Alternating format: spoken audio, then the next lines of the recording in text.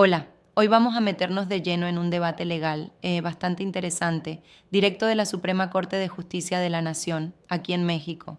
Hola, sí, tenemos el amparo directo en revisión 35551-2020. Exacto, y este caso pues pone sobre la mesa qué tan dura puede ser una sentencia por extorsión agravada, esto en el Estado de México. Así es. Y fíjate que lo relevante aquí es que no hubo, digamos, un acuerdo unánime en la primera sala. Para nada. Hubo división. Sí, claro. Vamos a revisar la decisión de la mayoría, lo que se conoce como el engrose, pero también un voto particular disidente, muy detallado, del ministro Jorge Mario Pardo Rebolledo. Ok, engrose contra voto particular. ¿Y el centro de la discusión? Pues el meollo es cómo interpretaron un principio constitucional clave, la proporcionalidad de las penas. La proporcionalidad, artículo 22 de la Constitución, ¿cierto? Justo ese, la garantía de que las penas no sean excesivas. Perfecto. Entonces, nuestra tarea hoy es, pues desmenuzar los argumentos de ambos lados, entender por qué llegaron a conclusiones tan distintas sobre si una pena de 40 a 70 años por este delito es válida o, bueno, se pasa de la raya constitucional. Exacto, ver por qué unos dicen sí y otros dicen no. Vamos a ello. A ver, para poner un poco de contexto, este caso involucra a una persona sentenciada por extorsión agravada, esto bajo el artículo 266 del Código Penal del Estado de México. Correcto. Y la sanción que enfrentaba era, la verdad, muy severa. Hablamos de 40 a 70 años de cárcel. 40 a 70 o incluso... O incluso prisión vitalicia de por vida. ¡Guau! ¿Y qué circunstancias específicas agravaron el delito en este caso? Fueron varias, ¿eh? Primero, que el responsable dijera ser miembro de un grupo delictivo. De hecho, se mencionó al cártel Jalisco Nueva Generación, el CJNG. Ok, eso es fuerte. Sí. Segundo, que el sujeto activo fuera exmiembro de una corporación de seguridad pública. O sea, alguien que debería proteger. Exacto. Y tercero, que usara una relación laboral con la víctima para cometer el delito. Resulta que era su chofer. Abuso de confianza total. Entendido. Entonces, con esas agravantes, la pregunta crucial es si esa pena tan alta de 40 a 70 años o vitalicia es proporcional, como lo exige la Constitución. Precisamente ahí está el choque. Aquí es donde las opiniones se dividieron, me imagino. La pena es altísima. La Constitución pide proporcionalidad. ¿Cómo lo resolvió la mayoría de las salas en el engrose? Consideraron que se excedía. Correcto. La mayoría concluyó que la pena, así planteada, era desproporcionada. ¿Y como argumentation eso? Bueno, reconocieron que el Congreso local, el legislador del Estado de México, tiene margen para definir su política criminal, claro.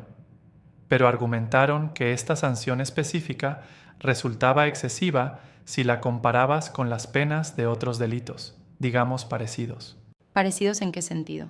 en que protegen bienes jurídicos similares, como la libertad, la seguridad, la tranquilidad de las personas. Y la comparación la hicieron dentro del mismo Código Penal mexiquense. Entiendo. Ahí detectaron lo que llamaron un salto irracional en la severidad, como que no cuadraba con el resto del sistema penal del propio Estado. ¿Y qué ordenaron entonces? Pues ordenaron que se recalculara la pena, pero usando la ley anterior a esa reforma que subió tanto las penas. Y eso, claro, llevaba un rango mucho menor, ¿De cuánto más o menos? pues de unos 10 a 17 años, una diferencia enorme. Vaya, de 40, 70 a 10, 17. Es un cambio radical. Pero me decías, el ministro Pardo Rebolledo se opuso. Su voto particular argumenta lo contrario. Totalmente en contra. Su voto sostiene firmemente que la pena sí es proporcional, y lo argumenta en varios frentes. Está muy interesante. A ver, ¿cuáles son sus puntos? Aquí se pone bueno el análisis. Mira, primero, critica fuerte la metodología de comparación que usó la mayoría. Él insiste en que la proporcionalidad debe medirse comparando solamente con delitos que protejan exactamente el mismo bien jurídico. ¿Solo el mismo bien jurídico? Exacto. Y además que estén en el mismo Código Penal. Critica que comparen la extorsión, que afecta libertad, seguridad, patrimonio, con, por ejemplo, el homicidio, que protege la vida, Claro, son bienes distintos. o incluso con el secuestro, que aunque afecta la libertad, pues tiene una dinámica y una afectación muy distinta a la extorsión. Su enfoque es mucho más estricto en la comparación. Entiendo. Es como decir, compara esta extorsión agravada solo con otras formas de extorsión o delitos muy similares en estructura y bien protegido, no con cualquier delito grave. Justo eso. Ese es el primer punto. Segundo, recalca la gravedad propia, la gravedad intrínseca de la extorsión agravada, en este caso específico. Por las agravantes que mencionaste. Exactamente, los elementos, la violencia, las amenazas, que participe un exfuncionario, el abuso de confianza, el impacto social que tiene este tipo de delito, todo eso justifica, a su juicio, una pena elevada. Tiene lógica. ¿Y el tercer punto?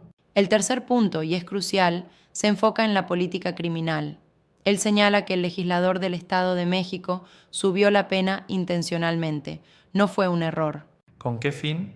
Pues para combatir la alta incidencia de este delito en la entidad. De hecho, cita estadísticas y la propia exposición de motivos de la ley. Su argumento es que la Corte debe respetar esa decisión del legislador, si no es claramente arbitraria o irracional. Darle peso a la intención legislativa. Interesante. Eso resalta la tensión entre el Poder Judicial, revisando la constitucionalidad, y el margen del Poder Legislativo para responder a problemas como la delincuencia, ¿no? Exactamente, toca ese punto sensible. Entonces, resumiendo, la diferencia fundamental está en cómo mides la proporcionalidad. Sí, el engrose hace una comparación más amplia, buscando una coherencia, digamos, general en el sistema de penas para bienes jurídicos similares. Ok.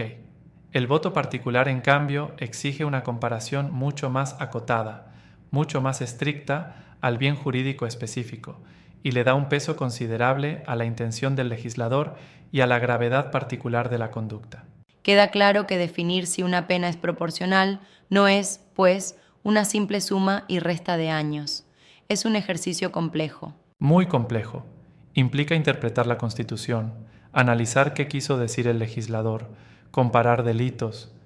Y vemos que hasta en la Suprema Corte puede haber visiones fundamentalmente distintas sobre cómo hacerlo. Este caso es un excelente ejemplo de esa tensión permanente que hay en el derecho penal, ¿no?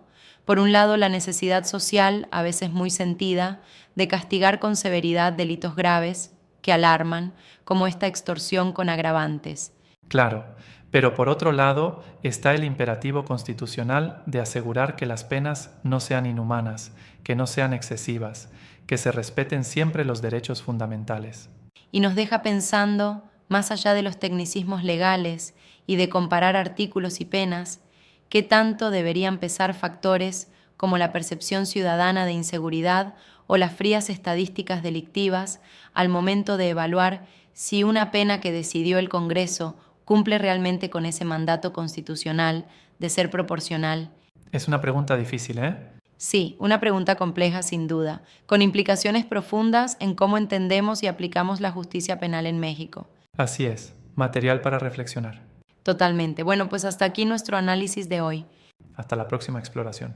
Hasta la próxima.